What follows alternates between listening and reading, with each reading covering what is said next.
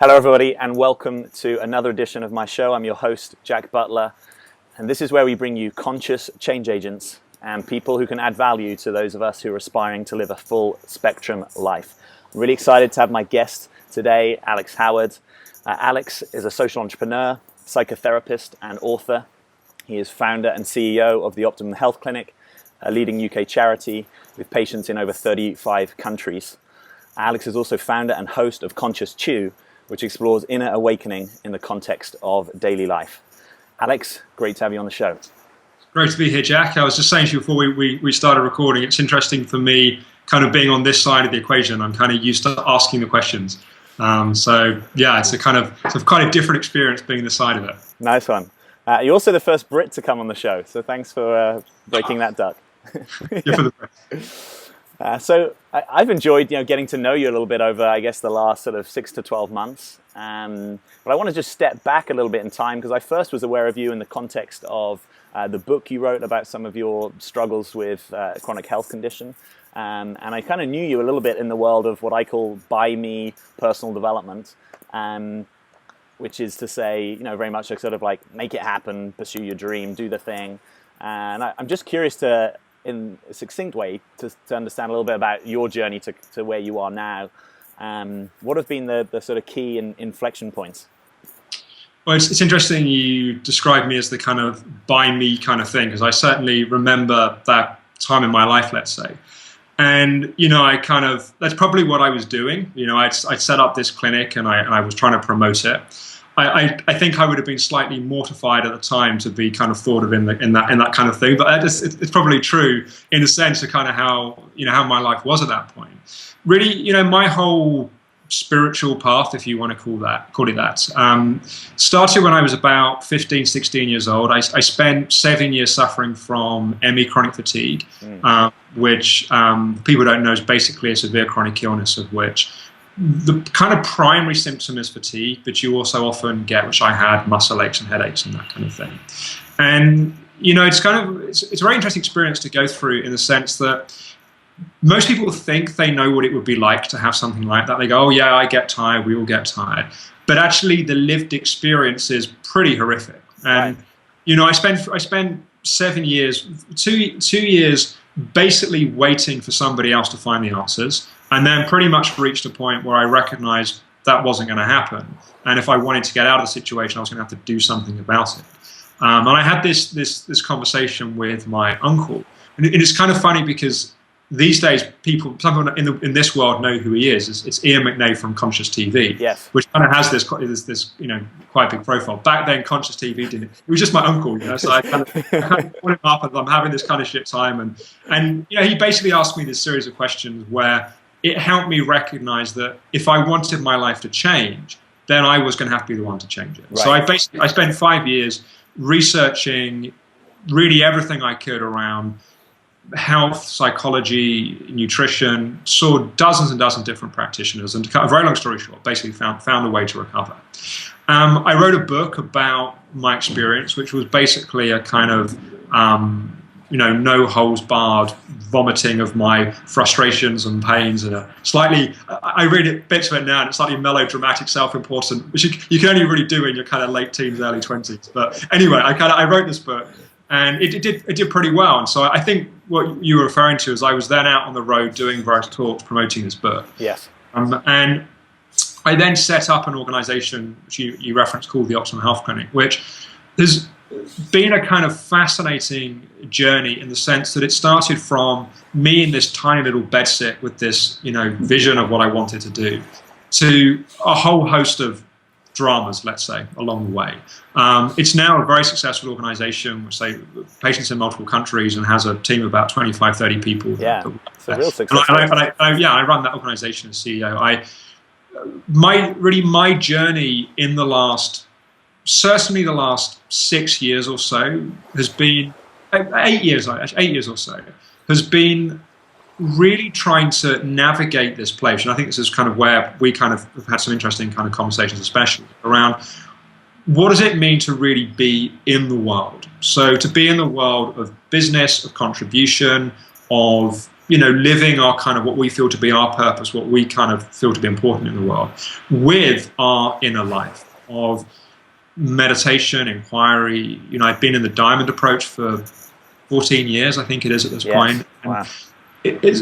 I've just had this kind of constant fascination, really, of how those two worlds come together, and how I've had great inspirations in both of those worlds, but really very few people that seem to be able to bridge those two worlds in a genuinely helpful way.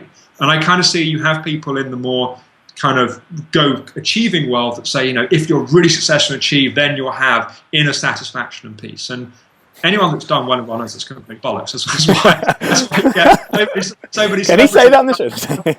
It's just like, it just doesn't, it's like I'm sure you've had, I've had many experiences of achieving something that you thought was like totally amazing. You do it, and it's just like, what's next? It's like, it's for 5 minutes. They call that the dog that caught the car.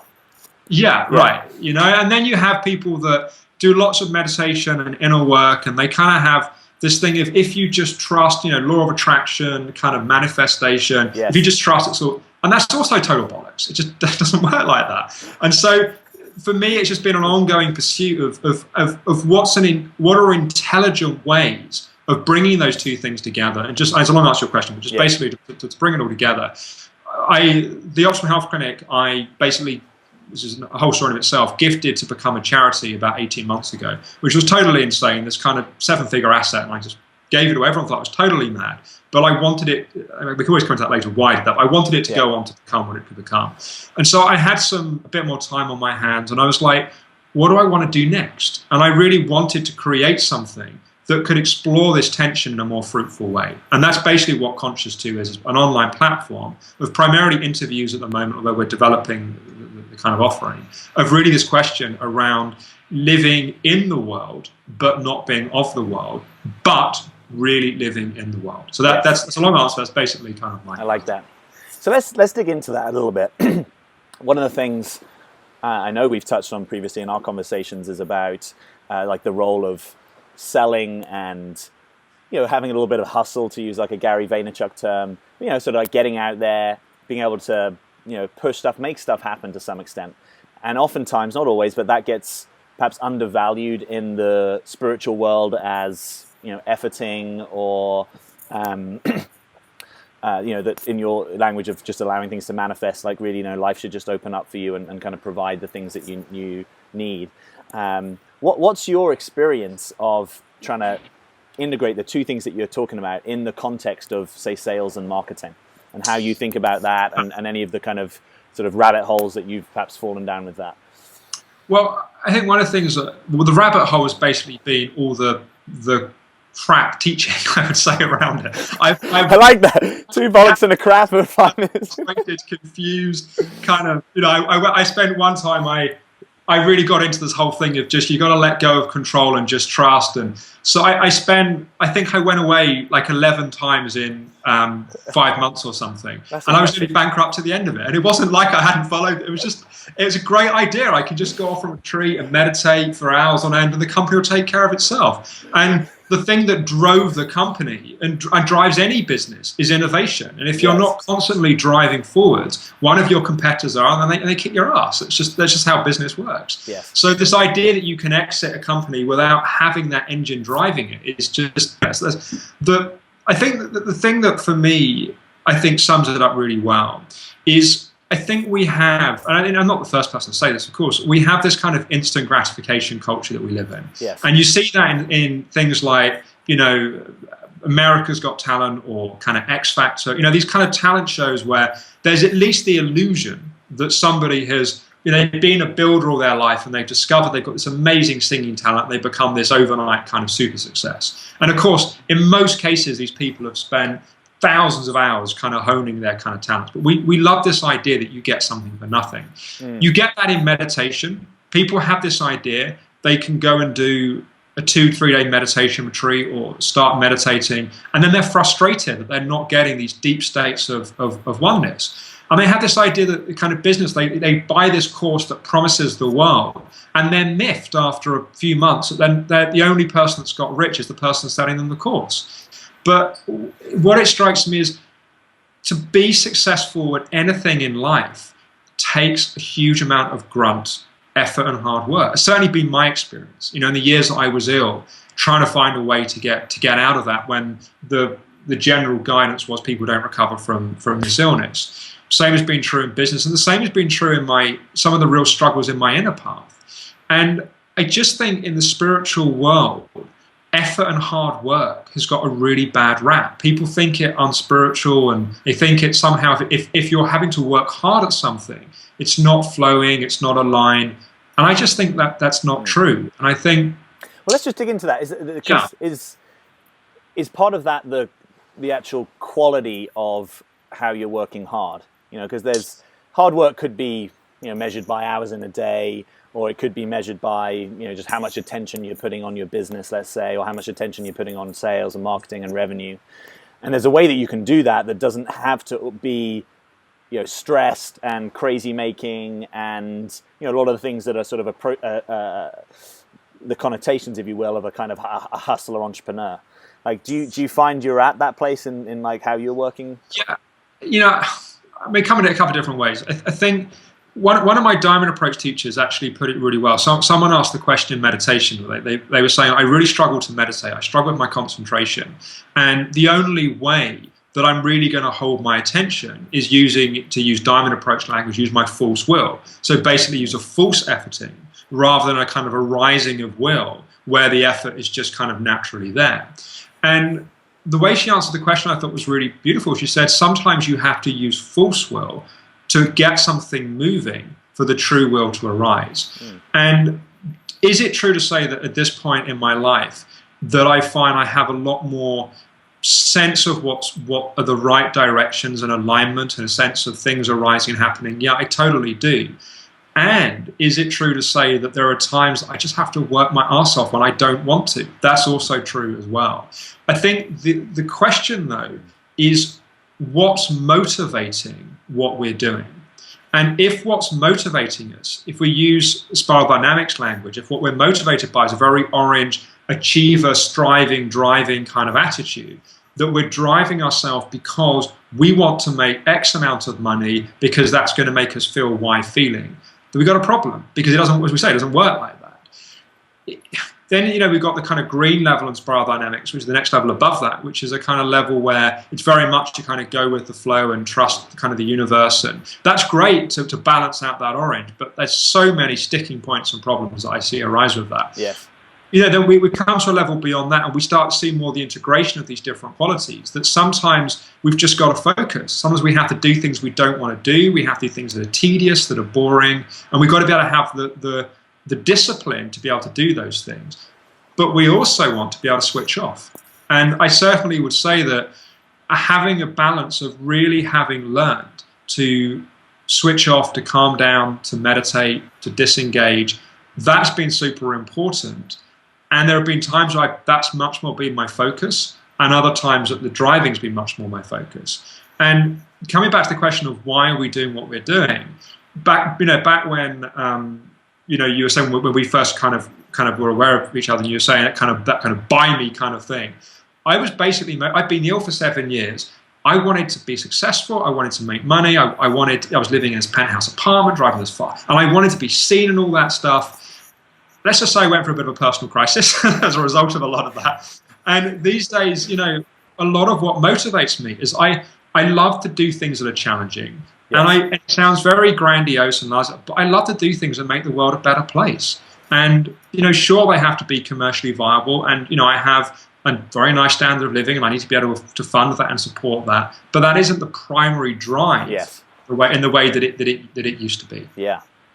So where do you find, in terms of your own presence in the context of daily life, and particularly business and entrepreneurship, where do you find the edges are where you notice that you have a tendency to lose presence? I talk about functional presence, that ability to be consciously productive, to be in contact with yourself while you're in action, in the context of your work. And I also know that you've done a bunch of stuff like online in terms of courses, products, promotions. And I happen to find that online is one of the areas, even though I haven't done a huge amount of that kind of online promotion, just, spending a bunch of time on my Mac every day is one of those areas that I can find, sort of like what Facebook does for my presence is sort of so sometimes not a great thing. I would say the internet is like a drug. I mean, it is utterly addictive. And there's this really there's this kind of iconic scene in the film The Social Network. Yes. Where they just keep hitting. I can't remember the detail, but basically just keeps hitting refresh. Yes. And that is basically, if I'm not really disciplined, that is me when a new marketing campaign launches. It's either me on Facebook likes or it's me on PayPal sales. And that's definitely an edge for me of learning how to switch that off. Right. And some of the things that have really helped me in doing that is, firstly, I have it's been 4 weeks a year up until this year for the last 4 or 5 years. And it's now, my wife and I have a couple of kids, it's a bit more common, it's now 2 weeks a year. Yes. That I go on retreats, and that is my focus. In my day-to-day life, I try to take at least half an hour a day to meditate and have space. And conversely, in my retreat life, I have to have at least half an hour space to deal with my business stuff as it comes up. Okay. But primarily for that time, my focus is on my inner practice. When I'm not, I've also discovered that I do my best work when I'm offline. So if I need to solve a problem, the worst thing I can do is stare at a screen or stare at my phone, and the best thing I can do is either to exercise, or I probably make the most money lying in a jacuzzi, because it's like I have this. That's going to infuriate people. Well, because what happens, it's where I get the great ideas. Yes. It's where I clarify something that it's like I can feel that I'm close, but I just can't see it clearly. Yes. And I go and lie in the sauna or go and lie in the jacuzzi with this really beautiful spa gym just around the corner from our house. And I just go and I lie there, and I don't go there to solve a problem. I just go there to decompress, and then it just becomes clear. And learning and trusting that has been really important. My wife is also very good, because when we go out to dinner, she confiscates my phone and puts it in her handbag. And she says, if you want to go dinner with your phone, you go by yourself. If you want to come dinner with me, so it's it's been very good, that. Just kind of having those kind of boundaries put in place. Yes. But for me, definitely, it's an ongoing challenge, and especially with something like Conscious2, which is very much a web-based platform. And one of the things that's great for me and a challenge is that most of our audience is in the US, and the web team are in the US, and I'm based in the UK. So I can do my UK day's work, put the kids to bed, have dinner, and then if I'm not careful, I can spend another 3-4 hours dealing with. So that's also it takes a discipline for sure. Yeah.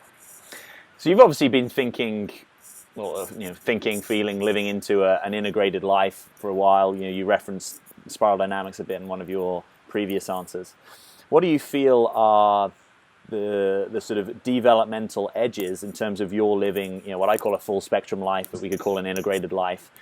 What are the working edges for you, or the places where you're consciously putting time, attention, or practices in your life right now? Well, definitely what I just mentioned is one of them. Listening to the wife when she wants to confiscate your phone. Ongoing challenge for sure. I think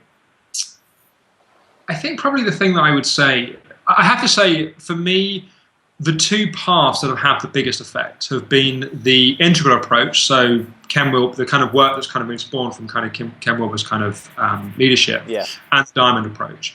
And I'd say the integral approach has been, in terms of the high level mapping, has been amazing. But I'd say the diamond approach has been a lot more helpful for the actual practices and the actual kind of lived kind of experience of that.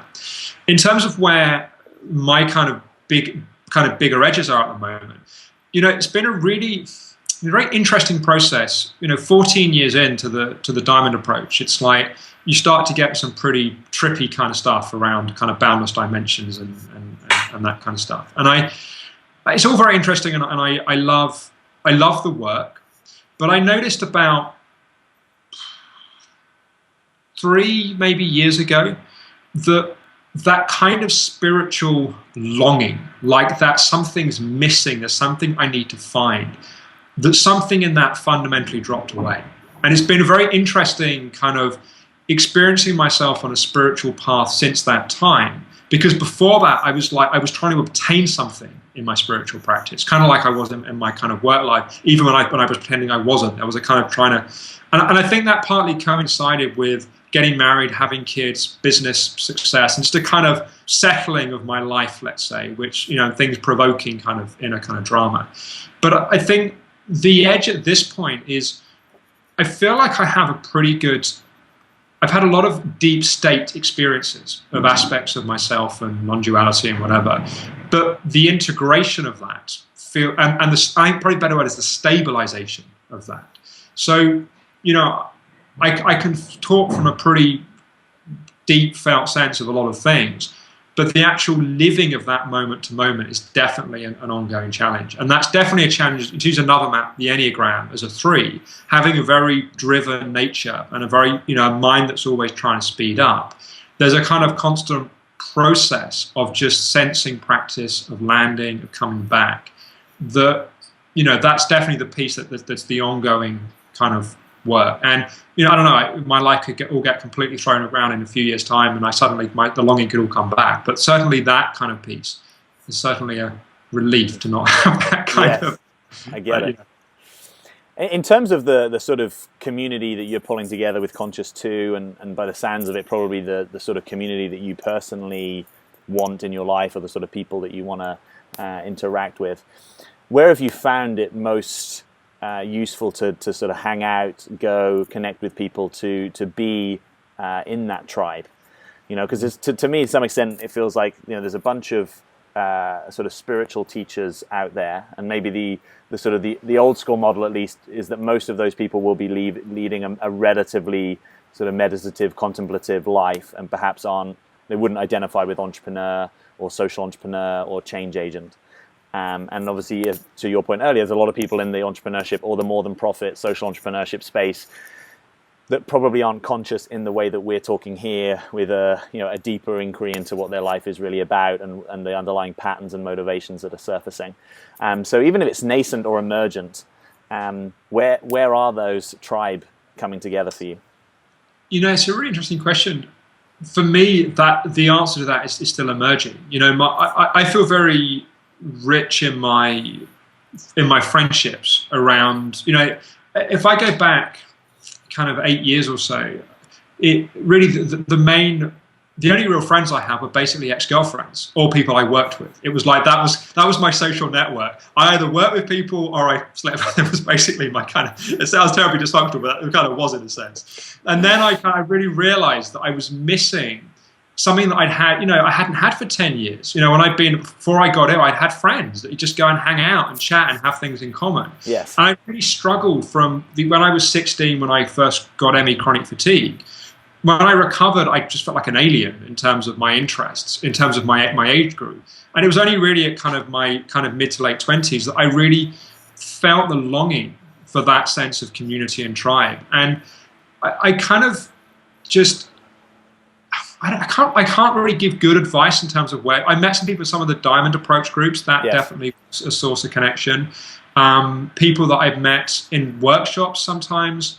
I became really good friends with my yoga teacher. I just different people and certainly now it feels this kind of interest of living in the world but not being defined by that is definitely an emerging interest. And I think especially people of our kind of generation that want to be able to take care of themselves financially, doing something that they love, and potentially want to have children and have family, and that's not cheap, and want to be able to fund that and support that, and love their family and want to provide in a certain way. That I think that's provoked a certain emerging interest, let's say. And certainly, part of my intention for Conscious2 is to be somewhat of a platform that brings that together.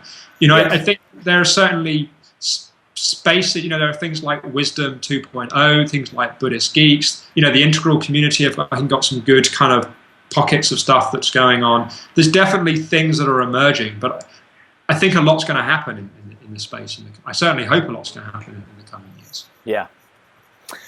So just kind of projecting a little bit into the future, I'm always curious what people see, as the emergent trends or kind of coming down the pipeline, so to speak. How optimistic do you feel about like the kind of conversation that we're in, let's say? How long until this is a mainstream conversation, do you think? I thought you were going to ask me how optimistic I am about kind of society and planet Earth. I'm not very optimistic about that at the moment. Oh, really? I think one way to put it, if you look, and this sounds a bit doomsday, and I don't mean it that way, but if you look at the Western economies as a balance sheet, like if you look at that as like if you were to classify the US or the UK as a business and to look at its balance sheet, You don't want to do that, Alex. You won't sleep. It's like completely utterly fucked. It's just completely bankrupt. And if you look at our environment, and if you look at the most conservative estimates, it's also basically fucked. I don't know if you have. Sorry, I didn't ask you about the swearing policy here. So anyway, That's fine. I mean, that's not another adjective that really qualifies it to kind of describe these things.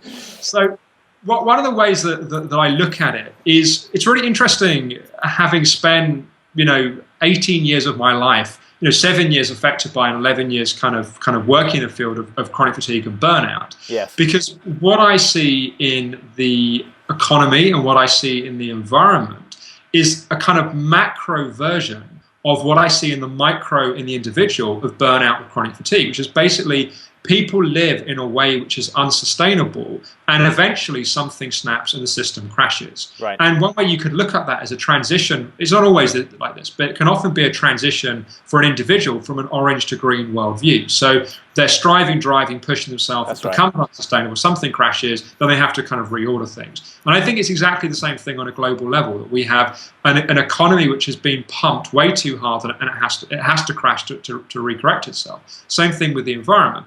Now, the interesting thing that happens is when you have that kind of crisis, on one hand, it's incredibly painful. There's often a great deal of suffering, and for the individual, that can be, parts of their whole life can disintegrate and fall apart. No one knows on a global level what it looks like, but it feels to me that the things we're doing with the economy at the moment are basically the equivalent of a business going, oh, we're losing money every year, oh, we'll just borrow more money. It's like it doesn't solve the heart of the issue. But also, there's that famous quote that in Chinese, I don't know if it's true or not, but the quote is in Chinese, that the word crisis and opportunity is the same. Yep.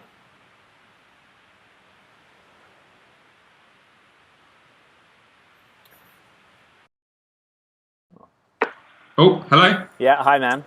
Yeah, I lost you. Just oh, I can back up in what I was saying. Yeah, just start that bit about, I don't know if it's true in China. Yeah, I've lost video of you, though. I don't know if yours back. Thanks for letting me know that.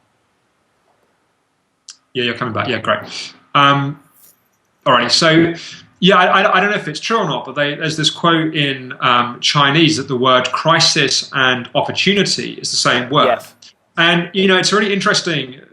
On one hand, we're facing some great crises, but I think the opportunity within those is it catalyzes new dialogue and new conversations. And I think I imagine many of the people that are interested in watching your show, Jack, people that have an interest in these kinds of ideas, probably part of the reason why they have that interest is their own mini crises in their life, catalyzing, asking different questions. Yes. On one hand, that's actually very exciting, that happening on a global level. The trouble is, do we have enough people at a high enough level of consciousness to engage in that way? Because the other thing that can happen is people can also regress. Yes. So I'm answering a much bigger question here than I know you asked. But it's like, do I think these conversations are going to happen more? Yes, I do. If there's a next question of, do I think that's going to be enough to face these crises? I don't think anyone knows. But it's certainly, I think it's going to be interesting. Yeah. Well, they say that necessity is the mother of invention. And it's true. I guess in some ways that's why, people like you and I are trying to up-level the conversation, and particularly in the crowd of doers and entrepreneurs and the people that really, tend to be at the forefront of making change and having emergence come into the world.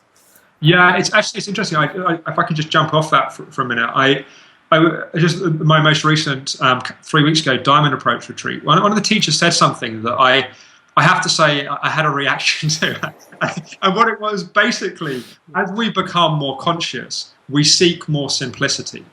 And my response was, that's a really big problem if all the conscious people seek simplicity, because then we only have unconscious people handling complexity.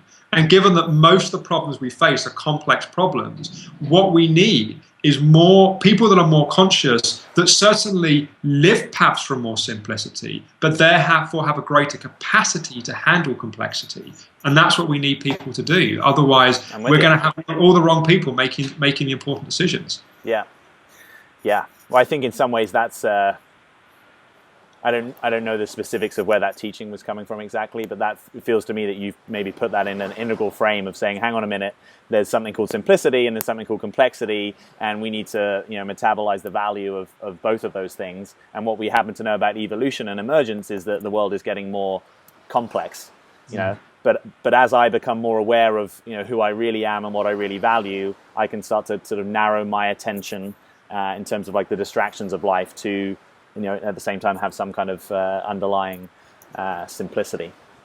Yeah, I think it really comes back to what we were saying earlier about it's what place do we meet the world from, and I think it is a big problem when you have people engaged with global issues that haven't done enough inner work to get their own egos out the way and get their own stuff out the way, right, to actually make decisions for the greater good. And yet, one of the things that in fact, just today I was just having lunch and watching BBC News, and there's a whole thing in the news in this country today around basically our National Health Service is basically bankrupt, which has been obvious for however many years. But for some reason it's on the news today as I like that kind of story. But and one of the news anchors put it really well. It's like what politicians need to say is they need to say to people, you've got to take responsibility for your health. And if you're going to spend your entire life smoking, drinking, eating junk food, the NHS can't afford to pay for your treatment. That's what they need to say, because that's the facts of it. If someone consistently abuses their body, there should be an implication for yes. that.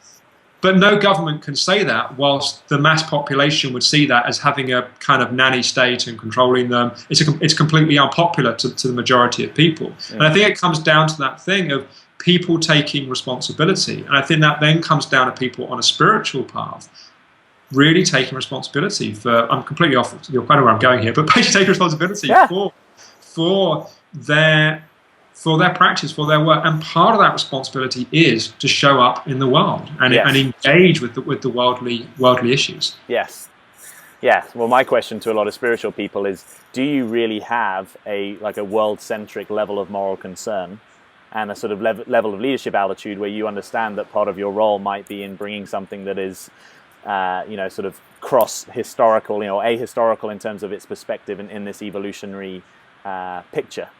Because oftentimes there's a way that the spiritual path can unfold, and I think like you've said, it's necessary at different times of life. Life has its seasons, and there's a time to really retreat, and there's a time to be more in the world. But if people who are on the spiritual path for a long time are effectively living a much more, like Marin-centered life, for example, where that's really your circle of concern, then that's not the leadership that is going to solve these sort of global issues that I think you're pointing to, which no one exactly knows what the solutions are. And it also strikes me that if in politics, if people haven't had some kind of time to be in their inner work and on a more conscious path before they get into the political ecosystem, I don't want to sound cynical, but it strikes me as pretty unlikely that if you're crushing 16-hour days in Washington or Westminster, that you're really going to be like open to the sort of conversation that we're having here, which is one of the reasons why I'm interested in how we affect people before they get into some of those areas of responsibility, so that they're actually there, metabolizing broader sets of values, and they're bringing beingness to their doingness, and they have some level of functional presence, and the kind of things that we're talking about. Yeah, and also I think there's something about setting up those kind of structures in the right way. A good friend of mine, Richard Wilson, who was on Conscious2 in an interview called Anti-Hero, and a mutual friend of ours is basically lobbying the two of us to become politicians, because we're both really interested in politics, and we've both done a lot of inner work and are quite, somewhat articulate kind of speakers. And both of us are like, it doesn't pay enough money, and it's way too many hours of work, and that's a problem, when it's like when I initially transitioned my business life, when I was looking at this a couple of years ago, and for about a week I was like, maybe I'm going to go into politics. My wife used to be a PA to a couple of politicians, and she was like, you will go mad. She was like, and it's like, But that's a really big problem that we have. And I know it's very different. It's a whole different set of issues in America around kind of the money in politics. But in this country, it's kind of the opposite. It's kind of, and if we Like want to that. get, Alex Howard says, "Bring more corporate money into politics." that was exactly Fund what I me. was No, saying. no, I'm joking. I'm joking. But it's like, but the thing is, you want people to live in a city like London and pay them £60,000. That's what, $85,000 a year. It's like that barely would pay. Barely, I don't pay my mortgage. I mean, it's like it's kind of insane, you know. And you want the best minds to not like necessarily putting myself in that category, but you want great minds to contribute to moving things forwards. And it's well, I wonder whether part of the emergent solution to that is that we might also be moving into an age beyond the professional politician. So it strikes me that a lot of the changes that we need, that you could say are in the political civic space, will come from people who are not salaried politicians. Yeah, and that's true. you know, even if you look at the climate change movement, I mean, there's a whole bunch of NGO actors and you know, non-profit, for-profit business people that are really like driving the change in that space, and you know, and they're not then beholden to probably a political system that. Trying to be an integral person in our current political system and such an either-or structure, I think is, you know, it's admirable if you're going to try to do it, but I don't know that that's necessarily the highest leverage sort of gauntlet to throw down for yourself. I think that's true, and I think Marianne Williamson, if anyone was going to have a real crack at it, I think she had a great go. Yeah. Well, here's to getting more conscious people into the political space and the entrepreneurship space. I could riff for you for a long time, so you know, I hope at some point we maybe get a chance to do a part 2 to this. Thanks for coming on the show. Thanks for the work that you do in the world. And it's been fun. Thank you. It's been fun. As I was saying at the start, I'm not used to being interviewed on this stuff, so it's been fun just to kind of jump around a few different places, and yeah, hopefully it's been helpful. Yeah, it has. You've got some really good teachings that have come through there, so I appreciate it, and good luck with your work. Great. Thanks, buddy. All right. Thank you. Bye-bye.